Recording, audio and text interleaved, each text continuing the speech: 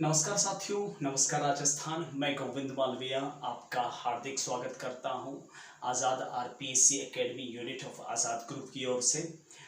और हम जैसा कि आप जानते हो कि भारत के इतिहास का समग्र अध्ययन कर रहे हैं, संपूर्ण अध्ययन कर रहे हैं और हम एक एक बारीकी देख रहे हैं। हमारा टॉपिक चल रहा था सिंधु घाटी सभ्यता के प्रमुख स्थल, और हमने पिछले करीब 3-4 वीडियो से सिंधु घाटी सभ्यता की एक एक बारीकी को जाना था।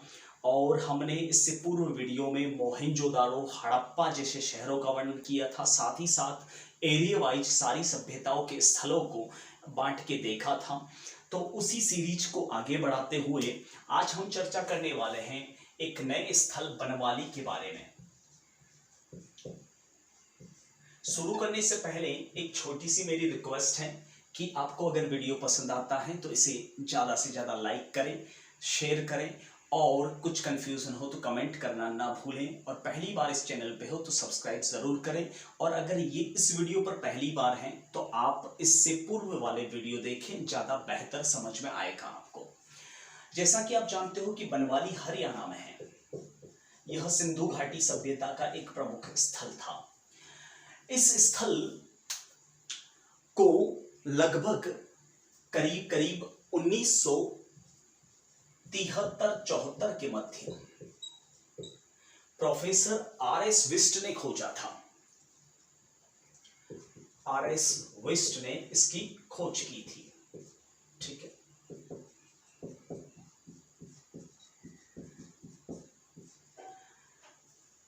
ज्यादा डिटेल में इसकी चर्चा आपको कभी नहीं पूछी जाएगी। यह भी घग्गर नदी के किनारे था। तो घग्गर नदी, जिसे द्वसद्वती ऋग्वेद में कहा गया है, या उसे पाकिस्तान में हाकरा कहते हैं, उस नदी के किनारे था। इसको सरस्वती नदी भी कहते हैं। इसके किनारे ये फैला हुआ था। कालीबंगन और बनवाली दोनों घग्गर नदी के किनारे फैले हुए थे। ठीक है, देखिए मैंने आपको स्ट्रक्चर बताया था सिंधु घाटी सभ्यता के नगरों का, जिसमें मोहनजोदाड़ो कुछ इस टाइप का शहर था, जिसमें निचला नगर और उच्च नगर था। हड़प्पा जो था वह इस टाइप का शहर था, जिसमें निचला नगर था और ये उच्च नगर था। ठीक है, साथ ही साथ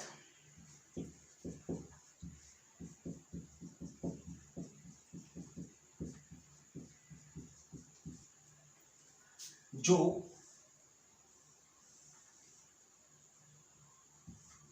धोलावीरा है, जो कुछ देर बाद में हम पढ़ने वाले हैं, वो इस तरह से शहर था। ठीक है, कालीबंगन कुछ इस तरह से शहर था, मोहनजोदाड़ो की तरह। ठीक है, तो इस तरह से ये शहर बटे हुए थे। कालीबंगन में इसके चारों ओर परकोटा था और इसके चारों ओर अलग से परकोटा था।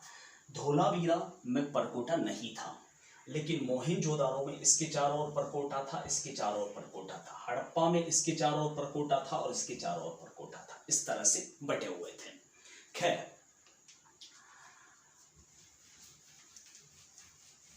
बनवाली की अगर मैं चर्चा करूं तो प्रोफेसर आर.एस. विस्ट साहब ने बनवाली को जौहरियों का नगर कहा है।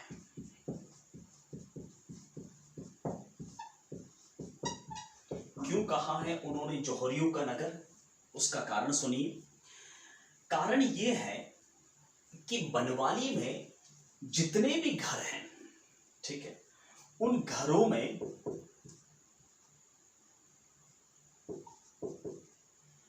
कीमती पत्थर और धातु के मनके और आभूषण मिले हैं, जैसे गोमेद, स्फटिक, नीलम, हीरे, पन्ने और सोने की परत से जड़े हुए आइटम्स बहुत भारी मात्रा में मिली हैं। इसलिए अनुमान लगाया जा सकता है कि यहां पर काफी रीच लोग रहते थे। बनवाली में जितनी कीमती चीजें हैं शायद ही किसी सिंधु घाटी सभ्यता के स्थलों में होगी। और विश्व प्रसिद्ध यहां से लाजवर्द मणि भी मिली है। जो बदख्खा से आती थी। बदख्खा शाही खुरासान ईरान का एक हिस्सा है, ठीक है। वहां से एक विश्व प्रसिद्ध लाजवर्द मणि भी यहाँ मिली है, काफी कीमती मानी जाती थी ये मणि। साथ ही साथ इस नगर की विशेषताओं की अगर मैं बात करूं तो इतनी शानदार विशेषताएं थी, लेकिन उस शानदार विशेषताओं, पहली बात तो इसी बात से अंदाजा लगाया जा सकता है कि यहाँ के लोग कितने रीच थे। तो रीच थे तो स्वाभाविक सी बात है उनका स्ट्रक्चर और उनका रहन सहन काफी रॉयल रहा होगा। देखिए, एक वो शुरू करने से पहले एक छोटी सी बात और बता दूं, यहाँ पर जल निकासी का अभाव मिलता है। काफी नालियों में और गटर में रेत भरी हुई है। ऐसा लगता है कि ये काफी छोटा शहर था, लेकिन पॉपुलेशन के लिहाज से काफी बड़ा था, कंजेस्टेड शहर था। जैसे आज म्युनिसिपल कॉर्पोरेशन बड़े बड़े शहर कैसे होते हैं, वैसा कुछ था। यहाँ की जो सड़कें थी और गलियां थी वह तारांकित थी। तारांकित इन द सेंस मतलब स्टारर सड़कें थी, हर जगह जगह पर निशान बने हुए थे, ये फलानी सड़क है, ऐसा नाम टाइप, या फिर आगे जिगजैग रास्ता आने वाला है, या फिर स्पीड ब्रेकर है, ये इस टाइप सी सारी चीजें यहाँ पर मौजूद थी। इवन हर घर के बाहर कुछ लिखा था, क्योंकि सैंधव लिपि अब तक पढ़ने में नहीं हो सकता है, नेम प्लेट जैसा कुछ आइटम्स रहा हो। साथ ही साथ आपको बता दूं, यहाँ की जो सड़कें हैं वह ज्यादा चौड़ी नहीं थी, धोलावीरा, मोहेंजोदारो और हड़प्पा की तरह। यहाँ की सड़कें काफी संकरी थी। अभी अभी मैंने कहा ना, कंजेस्टेड सिटी थी, ठीक है। साथ ही साथ हर घर के अंदर हस्त धावन पात्र मिला है, जिसे हम कह सकते हैं इंग्लिश में बोले तो वॉश बेसिन। उस जमाने में वॉश बेसिन का इस्तेमाल ये लोग करते थे। इसी से पता चल जाता है कि कितनी रॉयल्टी में ये लोग रहते थे, ठीक है। आज से लगभग मैं 3500 साल पहले के हमारे पूर्वजों की बात कर रहा हूं, ठीक है। साथ ही साथ यहां से एक मिट्टी का हल मिला है। पता चलता है कि ये खेती करना भी जानते थे, और वैसे खेती के प्रमाण मिले ही हैं कालीबंगा से वगैरह, ठीक है। साथ ही साथ यहां से एक और महत्वपूर्ण चीज है, वो है अग्निवेदियां, अग्निवेदिकाएं। ये अग्निवेदिकाएं, इसको हम अलग से एक टॉपिक में डालना चाहेंगे। अभी मैं इसकी अग्निवेदिकाओं की चर्चा कर लेता हूं, ठीक है। देखिए, अग्निवेदिकाएं ऐसा नहीं है कि सिर्फ बनवाली से मिली है। कई बार इस तरह से सवाल उठाया जा सकता है। अग्निवेदियां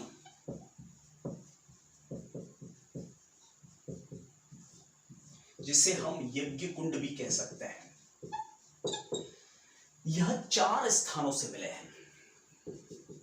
सोहन घाटी से 2 मिली है, लोथल से 4 मिली है, बनवाली से 6 मिलती है, और कालीबंगन से 7 मिलती है, ठीक है। वनपाल परीक्षा में ये पूछा गया था सवाल, राजस्थान में। तो ये अग्निवेदिकाएं इन 4 स्थानों से मिली हैं, ठीक है। सोहन घाटी पाकिस्तान में, लोथल गुजरात में, बनवाली हरियाणा में, और कालीबंगन राजस्थान के हनुमानगढ़ में, ठीक है। तो इन 4 स्थानों से अग्निवेदिकाएं मिली है, यज्ञ कुंड। अब क्या है अग्निवेदिकाएं, जरा समझिए। अग्निवेदिकाएं इस तरह से यू आकृति में यज्ञ कुंड थे, लगभग 5-4 फीट हाइट के थे, जो एक दूसरे से जुड़े हुए थे इस प्रकार से, ठीक है। पहली बात ये निकल के सामने आती है कि इंसान यज्ञ क्यों करता था। देखिए, मैं ये सारी चीजें क्यों समझा रहा हूं, क्योंकि एग्जाम में अब फैक्चुअल सवाल कम आते हैं, एनालिटिक सवाल ज्यादा आते हैं, ठीक है। फैक्ट्स कम पूछे जाते हैं, व्याख्यात्मक चीजें ज्यादा पूछी जा रही हैं, ठीक है। तो अग्निवेदिकाएं मान लो जैसे लोथल से ये 4 मिली हैं, ठीक है। इन अग्निवेदिकाओं में इंसान यज्ञ क्यों करता है, ताकि उसका इहलोक से परलोक सुधरे, यानी कहीं ना कहीं पुनर्जन्म में विश्वास था, साथ ही साथ इन अग्नि वेदिकाओं के आसपास पशुओं की आदि जली हड्डियां हैं, मतलब साफ है कि ये पशु बलि भी देते थे। तो पशु बलि के सबसे प्राचीन जो प्रमाण है वह सोहन घाटी, लोथल, बनवाली और कालीबंगन से अनुमानित किए जा सकते हैं। ठीक है, तो ये था बनवाली की मेन बातें। यहाँ की सड़कें है ना वो थोड़ी जिगजैग टाइप की भी हैं। यहाँ की सड़कें संपूर्णात्मक आकृति में नहीं है। अब नेक्स्ट चर्चा कर लेते हैं अपन नेक्स्ट स्थल की, धोलावीरा।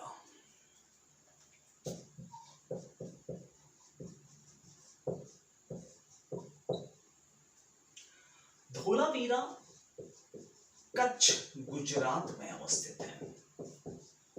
ठीक है, इसकी जो खोज है वह जेपी जोशी, जगपति जोशी ने 1967-68 के मध्य की थी। वैसे डेटों के झमेले में अधिक पढ़ने की आवश्यकता नहीं है, डेटे एग्जामिनेशन हॉल में इतनी ज्यादा भी नहीं पूछी जा रही है, इसलिए डोंट वरी, आप डेटों के झमेले में ना पढ़े तो बेहतर है। ठीक है, तो जगपति जोशी साहब ने धोलावीरा की खोज की थी और मैंने आपको अभी अभी कुछ देर पहले बताया था धोलावीरा का जो स्ट्रक्चर है वो इस टाइप से था। ठीक है, यानी यहां पर 3 टीले मिले हैं। एकमात्र अपवाद है सिंधु घाटी सभ्यता में धोलावीरा, जहां से नगरीय व्यवस्था 3 भागों में थी। 2 निचले नगर थे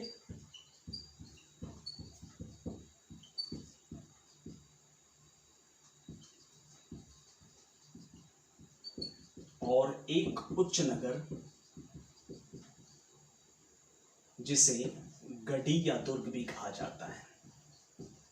ठीक है, धोलावीरा की अगर विशेषताओं की बात करूं तो यह भी सबसे चौड़ी सड़कों वाला,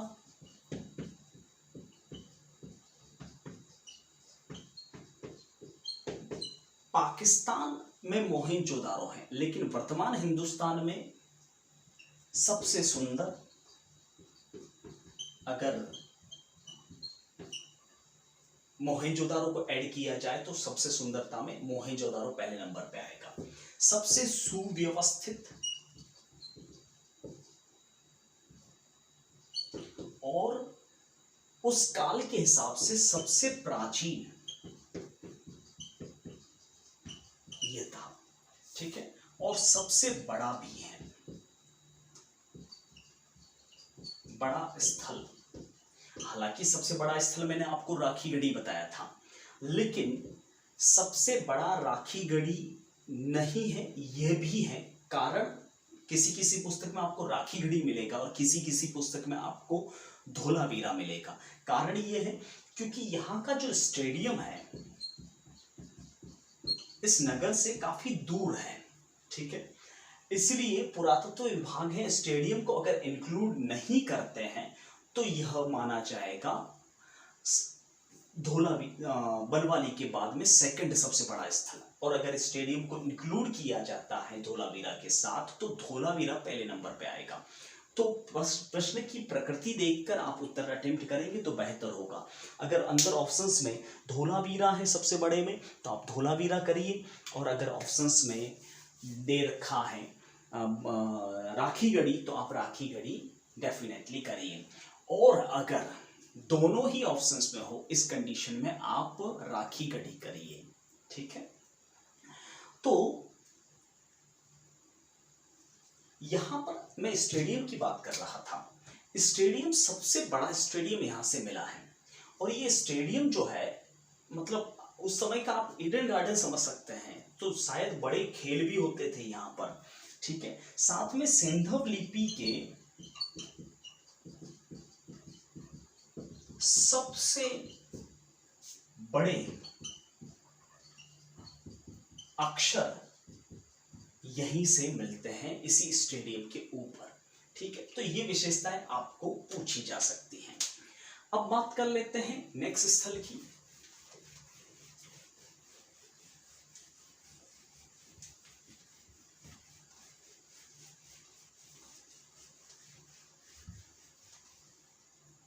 और नेक्स्ट स्थल है हमारा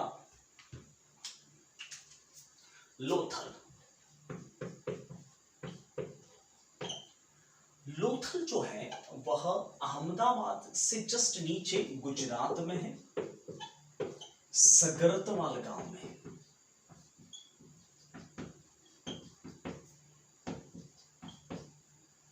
ठीक है, नदी है भोगवा। इसकी खोज 1955 से 68 के मध्य की थी। क्या नाम था, स्लिप हो गया, प्रोफेसर S.R. राव साहब ने। S.R. राव साहब ने इस पर रिसर्च किया था।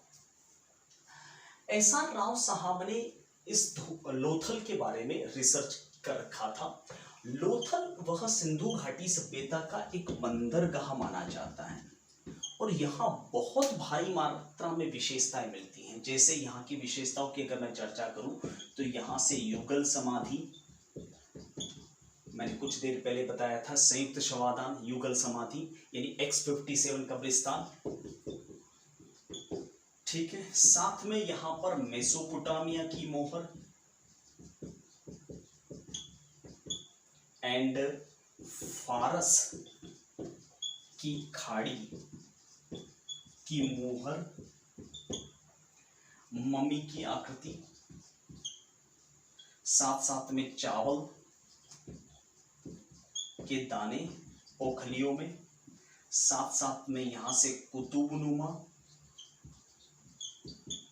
पैमाना, साहुल,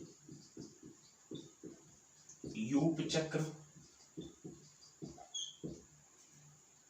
साथ साथ में यहाँ की डॉकयार्ड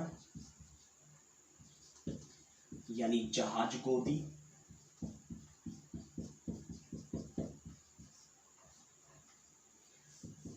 घोड़े का खिलौना।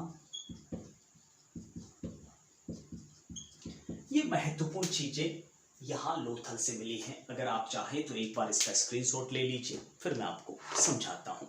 वैसे इनकी डिटेल्स आपसे नहीं पूछी जाएगी, कभी कभार फैक्ट्स उठा के पूछ लिए जाते हैं डायरेक्ट, लेकिन ये एनालिटिक मैं इसलिए करना चाह रहा हूँ, व्याख्या इसलिए करना चाह रहा हूँ क्योंकि आजकल एनालिसिस वाले सवाल ज़्यादा आते हैं। फैक्ट्स छोड़ के सीधा वो एनालिसिस पे कौन सा कथन सत्य है सिंधु घाटी, ओवरऑल सिंधु घाटी सभ्यता के बारे में पूछेगा। लोथल से अगर वो पूछता है तो वो फैक्ट्स उठा के पूछ सकता है, लेकिन वो चांसेस आजकल थोड़े कम है। ओवरऑल सिंधु घाटी सभ्यता की विशेषताओं के बारे में आपको पूछेगा कि कौन सा वक्तव्य सत्य है, कौन सा असत्य है। तो इन्हीं चीजों से ये सारी बातें निकल के आएगी। देखिए, सबसे पहले यहाँ पर बात कर लेते हैं डॉकयार्ड की। यहाँ पर इस तरह से एक डॉकयार्ड मिला है, इस प्रकार से करीब 2-2.5 किलोमीटर के दायरे में फैला हुआ है, मैंने अपनी आंखों से देखा है। ऐसे ये जहाज यहाँ पर शिप पार्क होते थे। तो इससे पता चलता है कि ये जो नगर है वह एक बंदरगाह था और भोगवा जो नदी है वह नित्यवाहिनी नदी थी और यहाँ पर जहाज आकर पार्क होते थे। और ये डॉकयार्ड की विशेषता इतनी शानदार है कि यहाँ देखो, जहाज आएगा तो यहीं पर पानी होगा, तो इसकी सीलन मैंने खुद महसूस की, इधर भी नहीं आती, इतनी बारीकी से काम किया गया है इसके अंदर, जिसे जहाज गोदी या डॉकयार्ड कहा जाता है, यानी जहाजों का पार्किंग एरिया। ठीक है, साथ ही साथ ये पूरा जो 1.5 किलोमीटर का डॉकयार्ड है उसमें कहीं पर भी पत्थर के बीच में आप एक बाल तक घुसेड़ नहीं सकते, इतनी बारीकी से उनकी चुनाई की गई है। मैंने देखा इसलिए बता रहा हूं। ठीक है, यहाँ पर युगल समाधि मैंने बता ही दिया कि मनुष्य के साथ में मनुष्य को दफन किया जाता था, कब्रिस्तानों में बताया। मेसोपोटामिया और फारस की खाड़ी की मोहर यानी मेसोपोटामिया और फारस यानी ईरान के साथ में इनके संबंध थे, बंदरगाह है, स्वाभाविक सी बात है। मम्मी आप जानते ही हो, मम्मी जो मिस्र में पाई जाती है, जिसमें मनुष्य के ऊपर मसाले लपेटकर उसको 4-5 हज़ार साल तक ऐसा कैसा लाश को रखा जाता है। चावल के दाने, कुतुबनुमा जिसे दिशा सूचक यंत्र कंपास कहते हैं, पैमाना बिल्कुल मिलेगा ही मिलेगा यानी स्केल, साहुल, साहुल इस तरह का एक लट्टू जैसी आइटम होती है। ठीक है, बीच में डोरी होती है और ये छड़ होती है दीवार की लेंथ नापने का। यूप चक्र इस प्रकार का एक आइटम होता है जिसमें कोण बनाते हैं अपन, चांदा जिसे कहते हैं, डी कहते हैं। तो ये सारी चीजें यहाँ से मिली है। घोड़े का खिलौना, घोड़े की जहां तक बात आई है तो मैं आपको बता देता हूं यहाँ पर थोड़ा सा। देखिए घोड़े के जो प्रमाण है, ये अक्सर मैंने पहले वीडियो में ही आपको इतिहास के परिचय में ही समझा दिया था कि एक और तो कहा जाता है कि घोड़े से परिचित नहीं थे, घोड़े से परिचित नहीं थे सैंधव निवासी, और दूसरी ओर उन्हीं पुस्तकों में ये लिखा होता है कि घोड़े के प्रमाण लोथल से खिलौना, सूरकोतड़ा से दांत, मोहनजोदाड़ो से घोड़े का खिलौना या चित्र, एंड साथ साथ में सूत का गेंडोर से घोड़े की अस्थियां मिलती हैं। तो दोस्तों लोथल आप जानते हो गुजरात में, सूरकोतड़ा भी गुजरात में, मोहनजोदारो सिंध पाकिस्तान में, और सूत का गेंडोर बलूचिस्तान पाकिस्तान में। तो दोस्तों मैं ये बताना चाह रहा हूं कि घोड़ा जो है, उस घोड़े से ये लोग परिचित नहीं थे, क्योंकि घोड़ा दिलमून से आता था, ठीक है, अरब से आता था। घोड़ा सिंधु घाटी सभ्यता यानी उस समय के भारत की पहचान नहीं था, घोड़े भारत की पैदाइश नहीं है, वहां अरब से आते थे, ये अरबी नस्ल थी, ठीक है। हिंदुस्तान में हाथी पैदा होते थे, घोड़े पैदा नहीं होते थे। और बाद में सिंधु घाटी सभ्यता के बाद में जब घोड़े आना शुरू हुए तब भारत में भी नस्लें पनपने लगी। यानी घोड़े से सिंधु घाटी सभ्यता के निवासी परिचित नहीं थे, क्योंकि घोड़े अरब से आते थे, और ये जो घोड़े के जो प्रमाण हैं वो बाद वाले समय के हैं। ये कुल मिला के पुरातत्व विभाग कहना चाह रहा है। इसलिए इस दोनों पॉइंट में अपवाद स्वरूप आप कंफ्यूज मत होना, ठीक है। फिलहाल इस वीडियो में इतना ही, हम मिलते हैं आपसे अगले वीडियो में। तब तक के लिए आपसे मैं विदा लेने से पहले एक छोटी सी चर्चा जरूर करना चाहूँगा। फिर से छोटी सी मेरी रिक्वेस्ट, अगर आपको ये वीडियो सीरीज अच्छी लगती है, आप पहली बार चैनल पे हैं तो सब्सक्राइब ज़रूर करें, और अगर आपने सब्सक्राइब कर लिया है, वीडियो पसंद आया है तो लाइक और शेयर ज़रूर करें हौसला अफजाई की खातिर, और मुझे ऐसी सीरीज लाने में और भी उत्साह मिलेगा, फ़ायदा आपका भी है, ठीक है। और अगर कुछ कन्फ्यूज़न है तो कमेंट बॉक्स में ज़रूर लिखें। फिलहाल जय हिंद, वंदे मातरम।